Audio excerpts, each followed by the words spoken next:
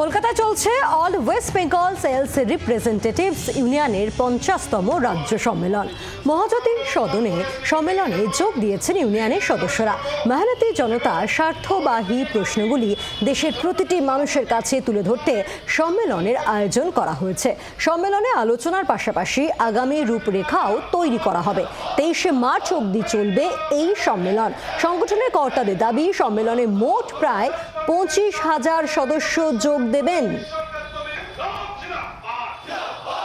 All West Bengal sales representative union যে 1975 সালে 27শে জুলাই শুরু হয়েছিল, এবছর তার 50 বছর।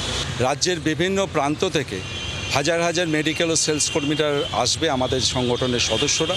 আমাদের বিভিন্ন আলাপ আলোচনা এখানে চলবে, বিভিন্ন কোম্পানিগত সমস্যা, আন্দোলন, গতিপ্রকৃতি, রাষ্ট্রের যে ভূমিকা তার বিরুদ্ধে দাঁড়িয়ে আমরা কি আগামী দিনের রূপরেখা করতে চলেছি, সেই নিয়ে আমাদের 3 দিন ধরে চর্চা চলবে।